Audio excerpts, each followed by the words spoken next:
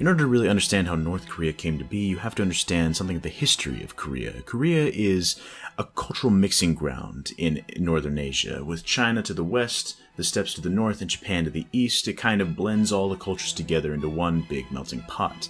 This has remained that way for quite some time, but as the 19th century rolled into the 20th century, Korea became subject to a foreign overlord, much like their brothers in China. However, while the Chinese overlords were mostly Western European powers, Korea's foreign overlord was Japan. In 1905, Japan won the Russo-Japanese War, allowing them to bring Korea fully into their sphere of influence, and in 1910, the country was annexed in its totality by Japan. This led to a political crisis when, in 1945, Japan surrendered and turned over all its external territories to other powers. Korea was split along the 38th parallel, with the northern half taking a communist government, like the Soviet Union, and the southern half adopting an anti-communist government more friendly to the Western powers. Both countries claimed to be the one and only ruler of Korea, and this rise in tensions eventually led to the Korean War in 1950.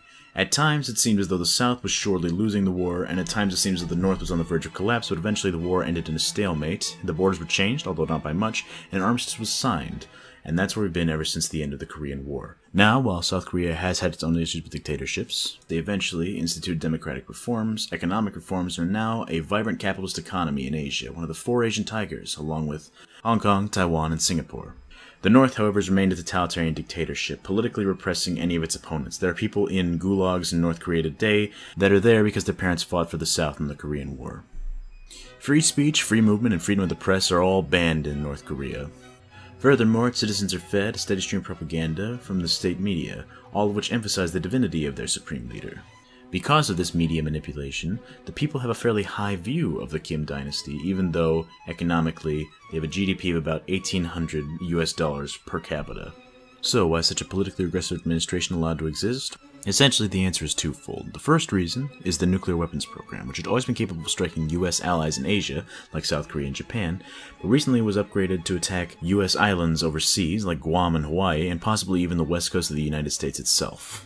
The other reason is China. South Korea has been a long-time ally and friend of the United States. They share many of the same values of civil liberties and capitalist economies and are not friendly to the government in Beijing. As such, if unification was achieved under South Korea's banners, China would have a potential weak point in its national defense. Because of this, China keeps North Korea around as sort of a buffer state between them and the Western powers.